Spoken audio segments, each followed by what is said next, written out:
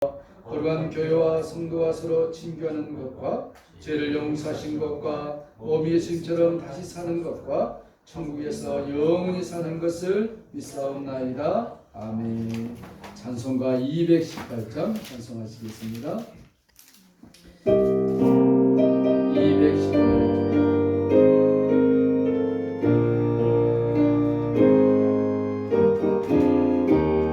내 맘과 정성을 다하여 내 맘과 정성을 다하여서 주 너의 하나님을 사랑하며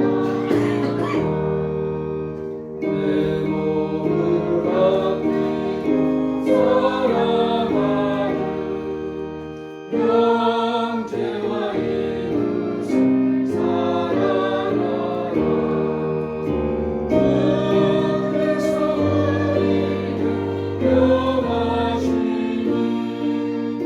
그 명령 따라서 살아가니 널 미워 해치는 원수라도 언제나 너를 어게 살아가라. 널 핍박하는 자 위에서도 신실한 마음으로 복을 빌라. 주께서 우리를 명하시니 그 명령 따라서 살아가니 나 항상 주님을 멀리하고 영제를 사랑하지 못하였나. 이러한 죄인을 사랑하사 주께서 목마여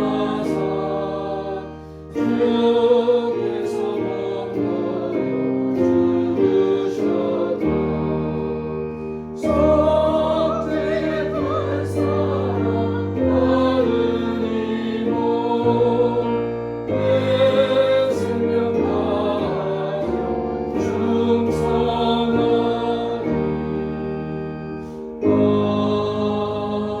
아멘. 한일주 원사님 나오셔서 대표 기도하시겠습니다. 같이 기도하겠습니다.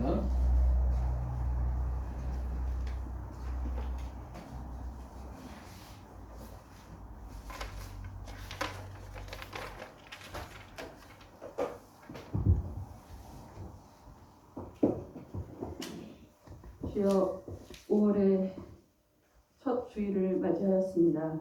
가정의 달을 맞아 하늘에 계신 우리 아버지 더욱더 생각하게 하는 달을 한 주 시작입니다. 언제 어디서나 슬플 때나 기쁠 때나 상심하고 괴로울 때에도 함께해 주시는 주님의 인자하심으로 이끌어 주심을 감사합니다. 아멘. 아버지, 이 시간 큰 민족의 교회에 예배에 오셔서 저의 예배를 받아주시고 영광을 받아주시기를 소망합니다. 아멘. 창세기 12장 12절 말씀, 내가 너로 큰 민족을 이루고 내게 복을 주어 내 이름을 창대하게 하리니, 그 말씀 감사히 받아 기도하며 나아갑니다. 아멘. 하루속히 이루어지시기를 소망합니다. 아멘. 이 아름다운 계절, 가정의 소중함을 깊이 인식시켜 주시니 감사하고 큰 민족의 교회 이름에 맞는 합당한 교회가 되기를 더욱 주님 허락하여 주시옵소서. 아멘. 알고 지은 죄 모르고 지은 죄 그리스도의 보혈로 정결케 하여 주시고 주님의 말씀으로 한 주간 이겨낼 수 있는 힘을 얻기를 원하옵니다. 아멘. 다니엘 되오신 목사님의 영육간의 강건함을 허락하시고 말씀이 우리의 가슴에 큰 울림이 되어 힘이 되게 하여 주시옵소서. 아멘. 이 시간에 봉사의 성도 기억하시고 축복하여 주시옵소서. 아멘. 코로나로 힘들어하는 심령들 기억하시옵고 어루만져 주시옵소서. 이 모든 말씀 예수 그리스도 이름으로 기도하였습니다. 아멘.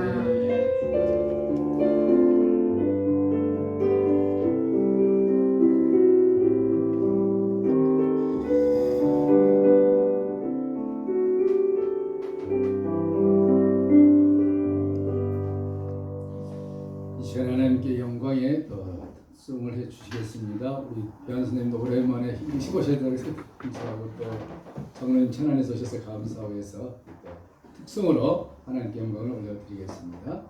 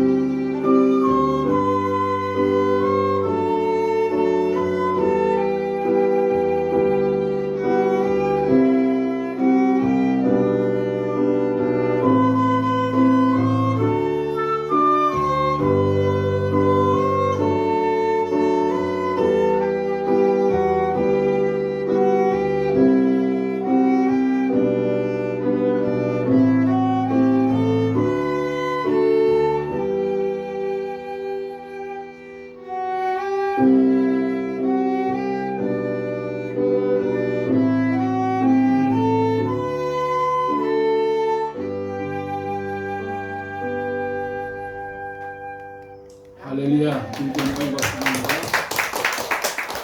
그 사랑 얼마나 크고 위대한가. How great God's love is so beautiful to us. 그죠? 우리 다 함께 하나님의 말씀을 보도록 하시겠습니다. 요한복음 8장 1절에서 11절 말씀. 요한복음 8장 1절에서 11절. 다 각각 집으로 돌아가고 예수님은 감람산으로 가시니라. 아침에 다시 성전으로 돌아오시니 백성이 다 나오는지라. 앉으사 그들을 가르치시더니 서기관들과 바리새인들이 음행 중에 잡힌 여자를 끌고 와서 가운데 세우고 예수님께 말하되 선생이여 이 여자가 간음하다가 현장에서 잡혔나이다. 모세는 율법에 이러한 여자를 돌로 치라 명하였거니와 선생님은 어떻게 말하겠나이까? 그들이 이렇게 말하면 고발할 조건을 얻고자 하여 예수님을 시험하니라. 예수님께서 몸을 굽히사 손가락으로 땅에 쓰시니 그들이 묻기를 마지 아니하는지라. 이에 일어나 이르시되 너희 중에 죄 없는 자가 먼저 돌로 치라 하시고 다시 몸을 굽혀 손가락으로 땅에 쓰시니 그들이 이 말씀을 듣고 양심의 가책을 느껴 어른으로 시작하여 젊은이까지 하나씩 나가고 오직 예수님과 그 가운데 섰는 여자만 남았더라. 예수님께서 일어나사 여자 외에 아무도 없는 것을 보시고 이르시되 여자여 너를 고발하던 그들이 어디 있느냐? 너를 정죄한 자가 없느냐? 대답하되 주여 없나이다. 예수님께서 이르시되 나도 너를 정죄하지 아니하노니 가서 다시는 죄를 범하지 말라 하시니라. 아멘. 오늘은 공의와 은혜 사이에서 제목으로 말씀을 나눕니다. 성경을 읽다 보면은 좀 난해한 구절들이 종종 보입니다.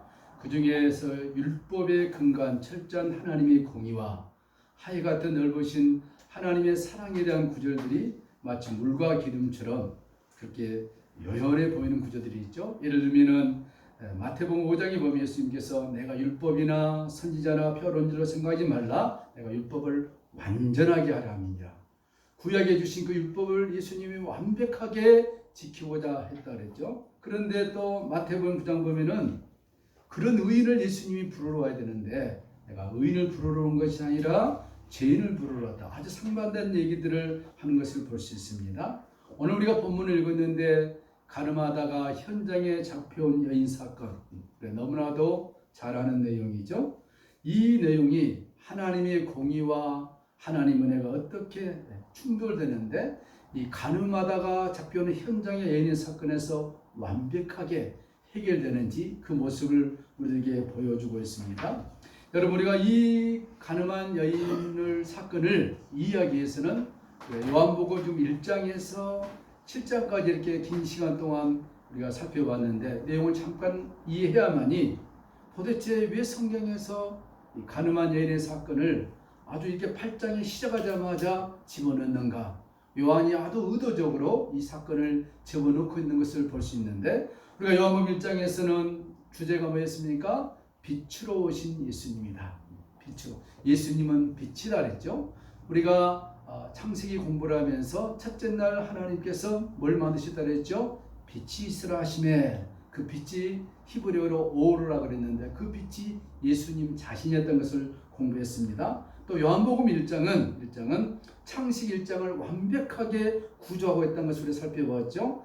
창세기의 첫 창조는 바로 예수 그리스도의 새 창조를 목표로 하고 했다는 것을 살펴보았고요. 그 다음에 우리가 가나 혼인잔치 잘 알죠? 예수님이 첫 번째 이적이라고 요한이 기록을 해놓고 있죠. 포도주가 떨어진 그 잔치집에 예수님이 물을 포도주로 만들었다.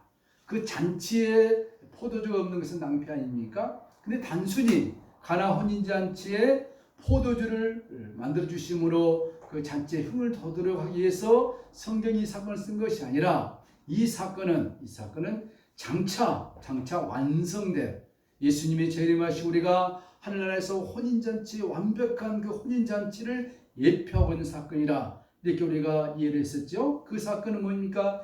예수님의 보혈로만이 가능하다는 것입니다. 그래서 항아리가 6개밖에 없었는데 마지막 빈 7번째 항아리에 예수님의 보혈의 피를 쏟아부으셔서 그 피로 온 인류의 죄사함을 얻게 하는 하나님의 사랑이 그 안에 담겨져 있는 것이 가나 혼인잔치의 아주 사건이었다. 그리고 또 그 다음에 예수님께서 성전에 가셨는데 사고 팔고 하는 것을 보시고 채찍을 만들어서 다 엎으셨죠. 이 사건은 무슨 사건이냐 하면은 이제 솔로몬을 통해서 지었던 화려한 성전은 무너지고 광야에서 모세를 통하여서 성막을 만들어서 그렇게 지루하게 수백 년 동안 제사를 지냈던 것 얼마나 힘듭니까? 그것을 다 무너뜨리시고 참된 성전 대신 예수님이 십자가에서 달려 죽으실 것을 예표한 사건이 성전 정화 사건이다. 그 사건을 통하 예수님이 십자가에 달려 죽으시고 그 예수님이 우리 몸을 추하고 더럽고 냄새난 우리 몸을 성전 삼아서 성령으로 지금 와 계신다. 자정에 계신다. 그 사건이 성전 정화 사건이 나왔죠. 그리고 3장에 와서는 니고데모 사건이 나옵니다. 니고데모는 유대의 관원이요 유대의 선생이요 어마어마한 부자요 완벽한 사람이었습니다. 흠 하나 잡을 데 없는 완벽한 사람의 대표적인 표징이 니고데모였습니다. 그럼에도 불구하고 예수님이 니고데모에게 뭐라 했습니까? 세상 사람 볼 때는 완벽 그 자체였습니다. 그럼에도 불구하고 예수님이 니고데모를 보시고 네가 거듭나지 아니하면 하나님 나라에 갈 수 없다는 충격적인 질문을 던져버리시죠. 그 다음에 4장에서는 아주 비교된 사건이 나옵니다. 누구죠? 사마리아 여인. 세상적으로는 너무나도 추하고 아무도 돌보지 않는 가난한 여인, 불쌍한 여인, 남편이 많이 거느렸지만 행복을 못 찾는 그 여인.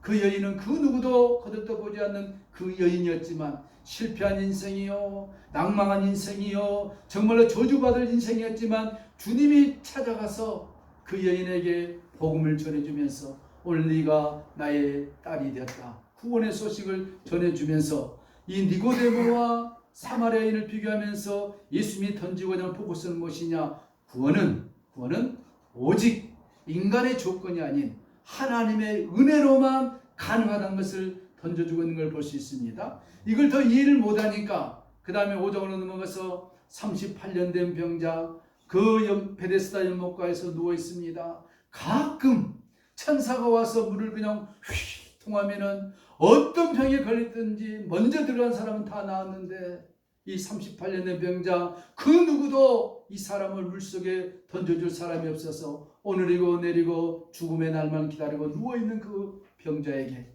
예수님이 찾아가 주셔서 네가 낫고자 하느냐.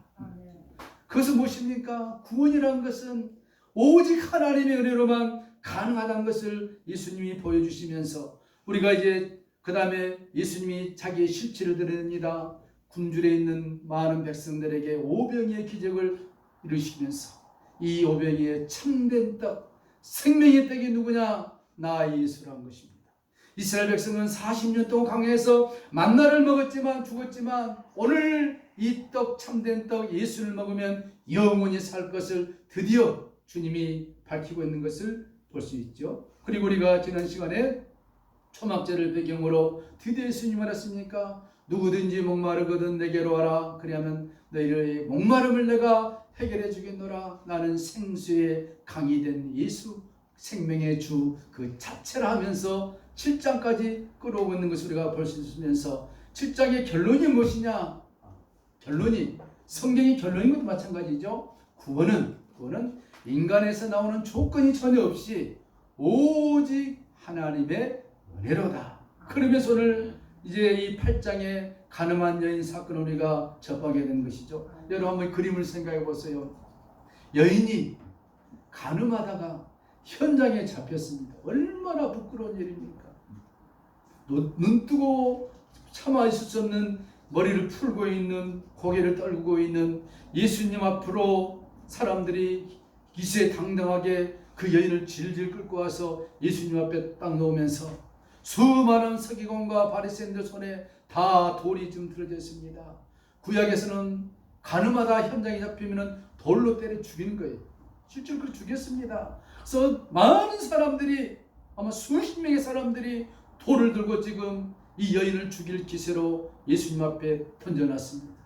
그런데 오늘 성경에 보니까 그렇게 한 것은 이 여인도 죽여야 되겠지만 이 여인을 통해서 예수님도 잡아 죽이려 하는 바리새인과 서기관들의 그 모습, 여기에서 뭡니까? 율법으로는 이 여인을 죽여야 하지만 하나님의 사랑으로는 어찌 죽일 수 있느냐? 살려야 되는데 이 딜레마 같은 사건 속에 여인과 예수님과 그 많은 사람들의 모습을 한번 그림으로 그려보시면 참 눈뜨고 볼 수 없는 광경이 아닐 수가 없는 것입니다. 율법의 대명사인 바리새인과 서기관 그리고 죄인의 대명사인 가늠한 여인이 예수님 앞에 서 있습니다. 그들이 참소합니다. 선생님의 보소서. 이 여성이 가늠하다가 현장에 잡혔습니다. 참소를 하는 거예요. 여러분, 참소는 마귀의 특징인 것입니다. 요한계시록 10장 10절 보니까 우리 형제들을 참소하던 저 마귀가 쫓겨났다 그랬습니다. 참소는 이렇게 무서운 것입니다. 오늘 본문에 나오는 말씀 중에 오직 한 사람, 많은 사람들이 예수님 앞에 참소를 합니다. 이 여인이 가늠하다가 현장에 잡혔습니다. 여기저기서 웅성웅성합니다. 그들은 다 참소자들이었습니다. 그러나 예수님 발 앞에 감히 말 한마디도 하지 못하고 고개를 들지 못하고 눈물만 뚝뚝뚝 흘리고 있는 여인. 이제 여인은 창피하고 그런 것은 두 번째 문제고 이제 이 예수님의 결론에 따라서 죽을 수밖에 없는 인생인 것입니다. 여러분, 사형수가 사형 집행하는 그날을 질질 끌려갈 때 똥과 오줌을 싼다고 합니다. 그 얼마나 공포스러우니까. 이 여인이 그런 모습입니다. 지금 고개를 들 수 없습니다. 자기는 돌에 맞아 죽어야 할 인생입니다. 그런데 이 여인은 오직 자신의 죄가 무엇이며 자기는 죽을 수밖에 없는 가련한 인생인 것을 알고 아마 눈물만 뚝뚝뚝 흘리면서 공포에 질려서 예수님의 처분만 기다리고 있는 이 가련한 모습이었을 것입니다. 주님은 그 광경에서 수많은 사람들이 선생이여 돌로 쳐 죽이소서 명령을 내리소서 모세 율법은 돌로 쳐 죽이라 했는데 선생이 어떻게 하시겠습니까? 여기저기서 웅성웅성거리는데 주님이 아무 말 없이 계시다가 조용히 몸을 굽히시고 땅에다가 무언가를 쓰셨습니다. 굉장히 중요한 얘기죠. 뭐라고 썼을까요? 하나님께서 이 예수님은 하나님 자신이죠. 한번 잘 들어보시기 바랍니다.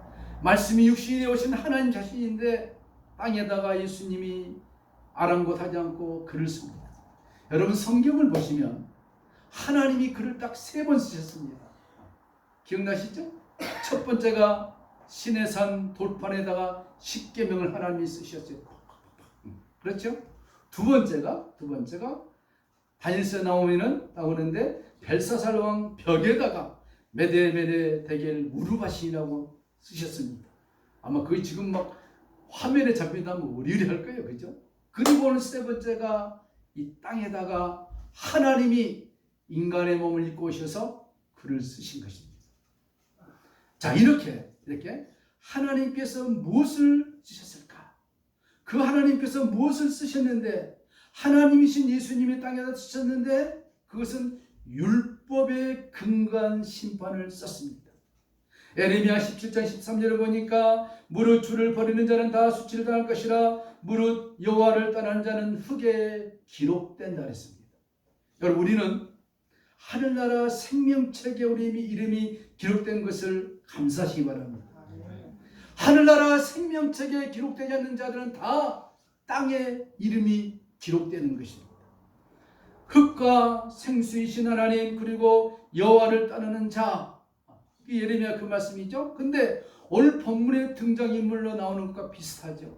본문은 하나님의 율법의 조례에 따라서 부족한 죄인들 다른 말로 하면은 흙에 기록되어 죽어야 할 자들이 어떻게 살아나는가 하는 복된 소식이 이 가늠한 여인의 현장의 사건 속에 묻어있는 복음의 희소식입니다. 죄인들은 하나님의 율법의 저울에 따라서 부족함이 없이 합격할 수 있는 사람이 단 한 사람도 없습니다. 로마서의 의인은 없나니 하나도 없다 그랬습니다. 그래서 본문에서 주님이 그 여인을 참소하던 자들 바리새인과 서기관과 모든 사람들 손에 돌을 걷는 그 참소하던 그들을 그 여인을 돌로 치라고 하셨던 것 그건 하나님의 주신 율법이었습니다. 바로 하나님의 공의였습니다. 그들이 이 여인을 돌로 쳐 죽여야 합니다 말하는 그것은 잘못된 말이 전혀 아니었습니다. 왜? 모세의 율법이었고 하나님의 율법이었기 때문에. 그런데 예수님이 또 그 다음에 말씀하십니다. 이 여인을 돌로 쳐라. 나는 모세 율법을 나는 완벽하게 이루었다 쳐라. 그러나 돌로 치는 치는데 너희 중에 죄 없는 자가 돌로 치라 했습니다. 돌로 치라. 너무 명쾌하지 않습니다. 예수님께서 살기 등등한 그들에게 너희 중에 너희들이 돌로 쳐라 했을 때 이 여인은 철컥 내려앉았을 것입니다. 나는 죽었구나. 그런데 예수님이 말씀하십니다. 치기는 치는데 죄 없는 자가 쳐라. 죄 없는 자. 그런데 여기서 중요한 말이 있습니다. 8절 한번 볼까요? 요한복음 8장 8절에 7장 하반절에 너희 중에 죄 없는 자가 먼저 돌로 치라 하시고 8절에 뭐라 했습니까? 한번 보실까요? 뭐라 했죠? 8절에 다시 했다가 언더라인 하셔야 됩니다. 동글배기로 빡 뽑았어요. 안 되면 손으로 뜯어가지고 팍 하면서 이 단어가 엄청 중요한 단어입니다. 다시 again 다시 몸을 굽히사 손으로 땅에 썼습니다. 이 말은 예수님이 다시 땅에 썼는데 이 말은 아까 처음 말씀했죠. 모세가 하나님이 불러서 시내산에 가서 40일 동안 물도 안 마시고 음식도 안 먹고 금식하시면서 십계명의 돌판을 받았습니다. 받아가지고 내려왔더니 저 밑에서 모세가 40일 동안 내려오니까 모생했던 형이었던 아론이 사람들의 부추김에 못 이겨서 뭘 했습니까? 금송아지를 만들어 놓고 그들이 외쳤습니다. 금송아지를 향해서 송아지를 향해서 이는 우리를 애굽에서 인도낸 신이다 막 난리 났습니다. 그때 모세가 그 광경을 보고 어떻게 했습니까? 돌판을 던져 깨뜨려 버렸습니다. 그렇죠? 깨뜨려 버렸죠. 그 사건을 통해서 십계명의 돌판 사건에서 하나님이 직접 쓰신 돌판이 인간의 죄와 딱 직면해 버린 것입니다. 그림을 보세요. 밑에서 많은 사람들이 금송아지를 만들어 놓고 막 뛰고 난리치는데 모세는 거룩하신 하나님의 돌판을 가지고 오는데 금송아지를 향해 뛰고 있는 인간의 죄와 하나님의 공의가 딱 부딪혀 버린 것입니다. 거기서 모세가 던져서 깨뜨려 버려요. 그 사건을 통해서 3,000명이 그날 현장에 하나님이 죽여버리십니다. 그리고 하나님 모세에게 뭐라 했습니까? Again, 다시 Come on, 모세, come on. 다시 시내산에 가서 또 40일 동안 생고생을 한 것입니다. 40일 동안. 그러니까 중요합니다. 두 번째 돌파는 첫 번째 십계명 돌파는 하나님이 그냥 인간의 의지와 노력 관계없이 쓰셨는데 두 번째 돌파는 이제 모세가 준비해 갑니다. 돌파는. 그리고 모세가 준비한 돌판 위에 출애굽기 34장 보시면 하나님이 글을 쓰세요. 신기하죠? 이것은 무슨 말이냐면은 모세가 준비한 것은 인간이 준비한 이 세상 것과 하나님이 쓰신 하나님의 것이 합쳐져서 만드는 것입니다. 이게 뭘 상징하느냐? 하나님이시면서 인간으로 오실 예수님을 그 안에 상징해 놓고 있는 것입니다. 그것은 그 율법은 이제 하나님이 쓰신 그 십계 율법은 법궤 속에 들어가서 뚜껑으로 딱 닫아버립니다. 법궤 안에 세 가지가 있었죠. 아론의 쌍난 지팡이, 만나, 이 십계명 딱 닫아버립니다. 그 위에 천사가 굳게 있어서 누구도 볼 수 없는 거예요. 열어봤다가는 죽습니다. 실질적으로 직사시켜버리죠. 근데 그 이에 그 법궤에 뭘 해야 되냐면은 죄사함을 받기 위해서는 흠없는 어린 양의 피든 짐승의 든 피가 쏟아져야 됩니다. 그 죽음의 율법 안에 죽음의 율법을 우리가 살기 위해서는 그의 피가 필요한 거예요. 그 피를 수백 년 동안 이스라엘 백성들이 하나님 앞에 제사 드리면서 피를 뿌린 거예요. 그 피가 누굽니까? 다시 오실 예수님을 상징하는 것입니다. 우리 율법으로 다 죽어야 돼요. 근데 예수님이 갈보리 십자가산에서 죽었던 그 피의 은혜의 공로 때문에 우리가 다시 살아나게 된 것입니다. 거기에서 죄인들이 심판은 면하고 구원을 받게 되는 것. 그래서 법궤 위를 쉬운 자, mercy, 자비의 법궤로 받게 되는 것입니다. 여러분, 근데 또 하나 중요한 게 있습니다. 이 두 사건 중에서 아주 중요한 사건이 있는데 금송아지 사건 다음에 이제 모세가 하나님 앞에 얘기합니다. 하나님 화가 나가지고 내가 다 죽여버리겠다는 거예요. 그리고 모세가 뭐랍니까? 백성들이 자기들 위하여 금신을 만들어 싸우니 하나님 앞에 모세가 기도합니다. 저들이 큰 죄를 범했사오니 여호와 하나님이여 이 부족한 나와 합의하시면 모세 합의하시면 그들의 죄를 사하여 주옵소서. 그렇지 않으면 원컨대 주의 거룩하신 책에 나 모세 이름을 지워버리시옵소서. 이 백성들을 안 살려주면은 그 거룩한 책에 모세 이름을 지워주면은 모세가 어디 가겠습니까? 지옥에 가는 거예요. 중보자 모세. 이 말은 무슨 말입니까? 중보자 모세가 두 사건 속에 끼어 있습니다. 백성의 죄와 하나님 사이에. 이것은 장차 인간의 죄와 하나님의 공의를 중보하실 중보자 예수 그리스도의 모습을 모세를 통해서 보여주고 있는데 이 이야기가 바로 교회의 이야기요 십계명의 두 번째 사건이 되는 것입니다. 그런데 여러분 중요한 게 있습니다. 특이한 것은 모세가 이스라엘 죄를 상징하는 금송아지를 가루로 만듭니다. 아주 가루로 만들어 가지고 물을 탔는지 모르지만 이스라엘 백성은 다 나오라고 물을 마십니다. 이게 무슨 의미겠습니까? 이게 무슨 의미일까요? 금송아지를 가루로 만들어 가지고 백성들 먹이라고 합니다.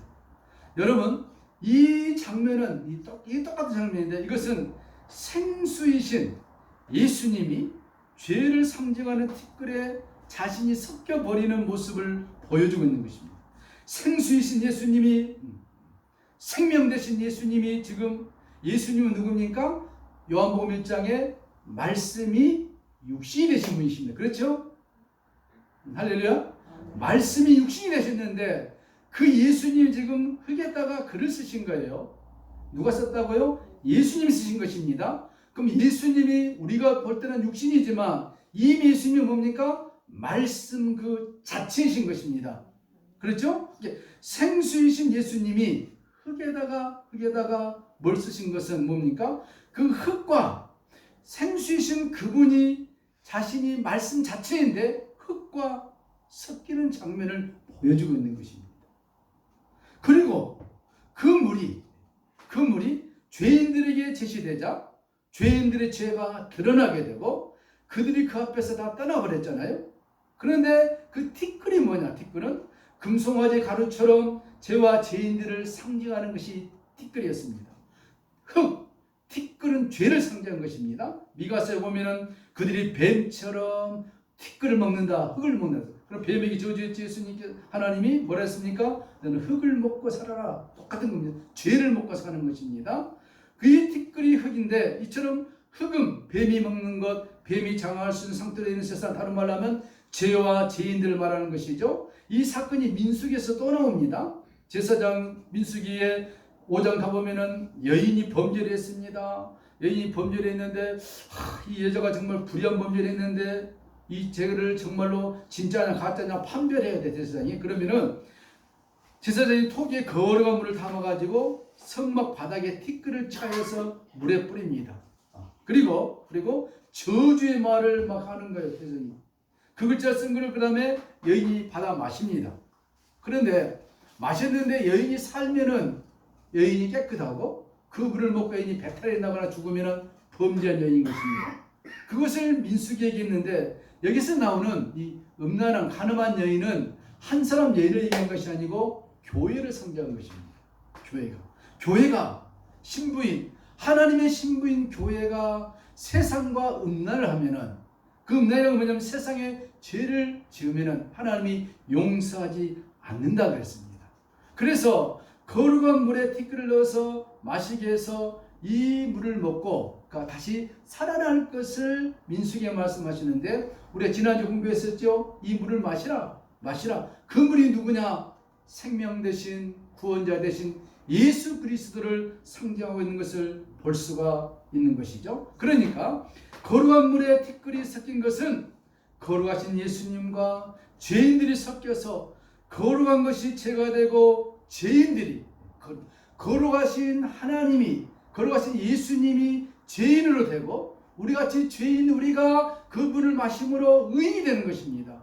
그러므로 예수님은 히브리서에 죄가 없으시되 죄인의 몸을 입고 오셔서 요한에게 세례를 받으시고 인류의 모든 죄를 전가하시고 십자가에 달려 죽으심으로 예수님이 우리 죄를 전가했기 때문에 받았기 때문에 우리는 예수를 믿으면 죄가 없어지고 예수님이 십자가에 죽으심으로 죄인이었지만 인간으로서 죄인이었지만 그 죄를 완성하셔서 부활하심으로 승리하심으로 완벽하게 인생의 모든 죄를 예수님이 십자가에서 승리했다는 사건을 우리가 이해할 수가 있는 것이죠. 그래서 거룩하신 물인 참 생수이신 예수님이 티끌과 합하여 예수님이 흙에다 물 쓰신 것은 주님이 이 여인의 죄뿐만 아니라 인류의 모든 죄를 티끌로 쓰시면서 너희들이 이 죄값으로 돌을 맞아 죽어야 되고 사망이 너희들을 엄습하겠지만 나 생명 되신 예수님이 그것을 다 얻고 여인이여 지금 네 앞에 앉혀있는 여인이여 많은 사람이 돌로 쳐서 죽이려 했을 때 떨고 있는 여인이여 네가 지금 죽어야 되지만 율법에 의해서는 죽어야 되지만 그 죄까지도 내가 지금 감당하고서 십자가에 달려 죽으심으로 너의 죄도 용서할 것이고 너를 죽이란 이 수많은 사람들의 죄도 내가 용서하실 것이고 인류의 모든 아담과 하와부터 이온 모든 죄를 내가 용서하심으로 내가 생명의 부주가 되고 나로 말미암아 영생이 나를 믿는 모든 자에게 이루어질 것을 오늘 이 가늠하다 현장에 잡힌 여인에게 던져주시는 복음의 메시지가 되는 것입니다. 여러분 거룩한 자 앞에 서서 지난주에 누구든지 목마르거든 내게로 와서 마시라. 이 목마름은 육신의 목마름이 아니라 영혼의 목마름인 것입니다. 이 목마름은 사망의 목마른 것입니다. 이 사망을 마시면 살 수가 없는 것입니다. 그런데 예수님이 목마르냐? 다 내게로 오라. 내가 너희에게 영생의 생수물을 주리라. 예수를 마시는 것은, 이 물을 마시는 것은 예수를 믿는 것입니다. 예수님을 받아들이는 것입니다. 예수님의 구원의 원리를 받아들이는 것입니다. 예수님의 십자가의 은혜를 받아들이는 것입니다. 누구든지 주 예수를 믿으라. 그리하면 너와 내 집이 구원을 얻으리라. 주님의 이 말씀이 참소하던 자들 뿐만 아니라 오늘 두려움에 떨고 있는 여인에게, 그리고 오늘 우리가 살아가고 있는 2000년대 이 시대 살고 우리 모두에게 예수님의 복음의 구원의 메시지가 가늠하다 현장에 잡힌 이 여인, 땅에 글을 쓰신 주님, 인류의 모든 죄를 내가 흙에다 쓰심으로써 내가 감당하고 십자가에서 내가 이김으로 온 인류의 죄를 사하여 주겠노라 하시는 주님의 이 간절한 복음의 소식이 들어있는 것을 볼 수 있습니다. 그러면서 결론으로 오늘 예수님이 두려워 떨군 여인에게 말합니다. 예수님께 일어나서 10장 11절에 10절 11절 여자 외에 아무것도 없는 것이 있으되 여자여 너를 고소하던 그들이 어디 있느냐. 오늘 여자여, 이 물음은 그 여성 한 사람에게만 해당되는 말씀이 아니라 인류를 살아가고 있는 인간의 몸으로 태어난 모든 인생들에게 들려주시는 예수님의 사랑의 메시지인 것입니다. 아무개여, 그들이 어디 있느냐. 아무개여, 오늘 너희들은 율법으로 죽어야 할 인생들인데 어디 있느냐. 너를 정죄한 자가 어디 있느냐. 여자가 말합니다. 주여 없나이다. 예수님이 말씀하시되 이 말이 참 눈물 나죠. 나도 너를 정죄하지 아니하노니. 얼마든지 예수님이 여인을 정죄하고 죽일 수 있습니다. 모세 율법에 의해서. 그런데 나도 너를 정죄하지 않으니. 왜? 너의 죄를 내가 짊어지고 장차 십자가에서 내가 죽을 것이니. 너의 죄를 정죄하지 않으니 가서 다시는 죄를 범치 말라. 가서 다시는 죄를 범치 말라. 이 말은 무슨 말입니까? 오늘 예수님이 구원받은 우리들에게 주어지는 사명인 것입니다.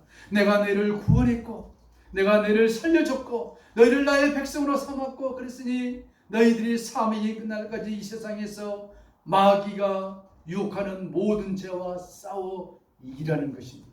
어떻게 우리가 죄를 지지 않을 수가 있습니까? 오늘도 죄를 지을 수 있고 생각으로 마음으로 얼마든지 죄를 지을 수 있는데, 이 말은 그런 죄들이 우리를 엄습하게 했지만 그 죄와 싸워서 이기라는 것입니다. 왜? 예수님이 십자가에서 이미 승리하시기 때문에. 그러므로 마태복음 28장에 보니까 예수님 말씀했습니다. 너희가 세상에서 환난을 당하나 이 환난이 모든 것 포함됩니다.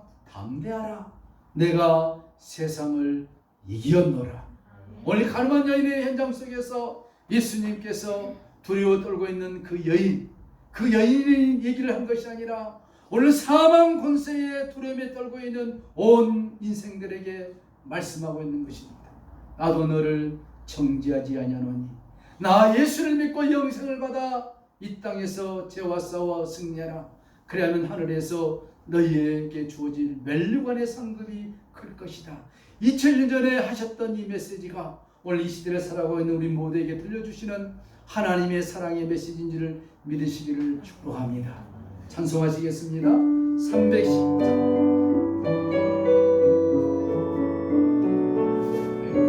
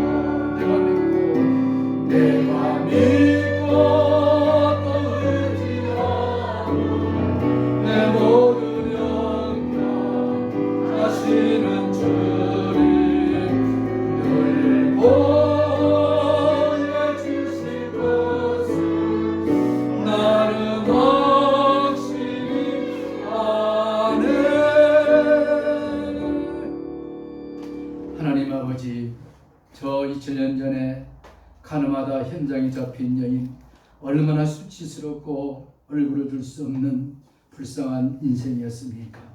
그뿐만 아니라 이제 수많은 사람들이 옆에 서서 양손에 그 무서운 돌을 들고 예수님의 처분만 기다리고 있습니다. 모세의 율법에 의하면 가늠하다 현장에 잡힌 여인은 그 누구를 막느라고 돌로 쳐서 죽여라 했는데, 이제 주님의 명령이 떨어지면 여인은 죽어야 할 운명에 처해서 땅만 쳐다보면서 눈물을 흘리면서 자기에게 닥쳐올 사망의 그늘 안에서 두려워 떨고 있는 이 불쌍한 가련한 이 여인의 영혼을 보시고 주님은 말씀했습니다. 너희가 모세의 율법에 하면 돌로 쳐 죽여야겠지만, 그러나 하나님은 사랑의 하나님이시기 때문에 죄 없는 자가 먼저 돌로 쳐 하시면서 땅에다 글을 쓰신 주님, 오늘 그 주님이 영생이요, 주님이 생명이요, 주님이 우리의 구원자 되심으로 이 여인의 문제가 아니라 오늘 이 시대를 살고 있는, 예수를 모르고 있는 온 인류의 인생들의 문제인 것, 자기 앞에 사망이 닥쳐올 것은 이 여인을 알고 이 여인을 알면서도 주님의 간절한 사랑과 공의를 구했지만, 오늘 인류의 수많은 인생들은 그것을 알지 못하고 예수님을 배척하고 세상을 믿고 자기의 힘을 의지하고 살아가고 있는 불쌍한 영혼들을 오늘 하늘에서 주님이 굽어 살피시고 주님이 눈물을 흘리신 것을 보면서 오늘 우리가 이 요한복음 8장의 말씀 앞에 섰습니다. 주여, 우리가 어떻게 살아야 되겠습니까? 우리도 돌에 맞아야 죽어야 할 인생이었지만 주님이 살려주셔서 영생을 얻는 하나님의 백성들이 되었는데, 또 수많은 인생들, 돌에 맞아 죽어야 할 인생들을 위하여서 생명 되신 구주 예수님을 증거하는 이 귀한 사명을 우리에게 맡겨 주셨사오니, 하나님이 귀한 사명을 감당할 수 있도록 저희에게 믿음을 주시고 은혜를 다하여 주시고 맡긴 사명을 감당할 수 있도록 환경의 문을 열어주셔서 우리 남은 생애 동안 주의 나라와 영광에서 살 수 있도록 하나님 은혜를 베풀어 주시옵소서. 가장 연약하고 가장 힘이 없고 주님 은혜가 없이는 한순간도 살 수 없는 부족한 저희들이 이곳에 앉아 있습니다. 하나님, 우리를 불쌍히 여기시고 긍휼히 여겨 주시옵소서. 매일 주님 앞에 나아가 기도하며 간절히 땅에 부르짖는 우리 기도가 땅에 떨어지지 않게 도와주시고 하나님의 보좌를 움직임으로 주님 앞에 상달되어져서 주여, 주님의 은혜로만 삽니다. 주님의 도우심으로 삽니다. 세상 것 의지할 것 하나도 없습니다. 주여, 우리를 불쌍히 여겨 주시옵소서. 강건한 우리 입술이 복된 입술이 되게 하여 주시옵소서. 오늘도 주님 앞에 말씀을 듣고 우리 가슴에 손을 씁니다. 우리를 도울 자, 우리를 구원할 자, 우리에게 복을 주실 자 주님밖에 없는 것을 믿고 가슴에 손을 얹었습니다. 또 아픈 부분에 주여 믿음으로 손을 얹습니다.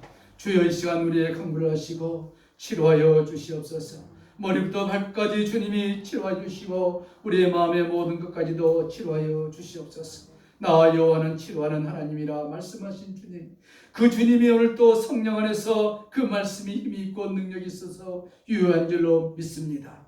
아버지 하나님, 우리의 모든 연약한 부분을 치료하여 주시옵소서.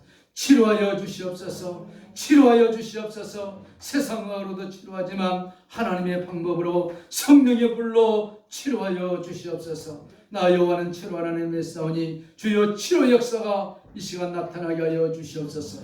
내가 성부와 성자와 성령의 이름을 선포하노니 우리의 모든 질병들이 주의 말씀으로 치료될지어다. 치료될지어다. 치료될지어다. 주의 말씀이 능력인 것을 믿습니다. 믿음으로 받아들이는 모두에게 성령의 은혜가 임하게 하여 주시옵소서. 주여 우리의 삶을 보고 살피시고 하늘의 신령한 복으로 땅의 깊은 복으로 채워주셔서 우리 교회를 통하여 우리 가정과 사업자와 직장을 통하여 하나님이 하시고자 하는 고귀한 일들이 일어날 수 있도록 주여 도우시고 역사하여 주시옵소서. 우리의 맡겨진 귀한 자녀들 축복하시고 세상에 물들지 않게 도와주시고 말씀과 기도와 사랑으로 훈련되어지고 키워져서 주의 나라와 영광에 살게 도와주시고 직장과 사업지에 하나님의 복이 넘치도록 복의 복을 다하여 주시옵소서. 오늘도 주님 앞에 우리 몸을 제물 삼아 드렸사오니 받으시고 흠양하시고 또 귀한 예물로 드렸사오니 받으시고 흠양하시고 또 봉사의 손길로 주님 앞에 드렸사오니 하늘나라의 상급이 되게 하여 주시고 한 주 동안도 오늘 말씀을 붙들고 감사하며 기도하여 승리하는 우리 모두가 되게 하여 주시옵소서. 이 시간도 실시간으로 예배드리는 성도들에게 저 해외에서 또 실시간 예배드리는 성도들에게도 이 구조 복이 하나님의 말씀의 은혜가 통일하게 나타나게 하여 주시옵소서. 감사드리며 존귀하신 예수님의 이름으로 축복하며 간절히 기도하옵나이다. 아멘. 교회 소식 알려드립니다. 이번 주는 우리가 민수기 24장에서 30장까지 말씀을 매일 한 장씩 읽고 또 하나님 앞에 기도하도록 하겠습니다. 우리가 늘 힘은 하나님의 말씀과 기도로 승리하여 복된 삶이 되시기를 축복합니다. 배한 선생님 오랜만에 오셨는데 아프셔가지고 너무 고생하셨습니다. 병원이라 우리가 코로나 때문에 찾아가지도 못하고 성도들이 열심히 기도했습니다. 건강하고 싶어서 감사하고요. 또 천안에서 우리 김창덕 장로님 이렇게 한번 오셨는데 우리 감사합니다. 박수로 한번 환영하시겠습니다. 그리고 오늘 또 회의에서 함께 실시간 예배 드리는 여러분들에게 감사하고 코로나로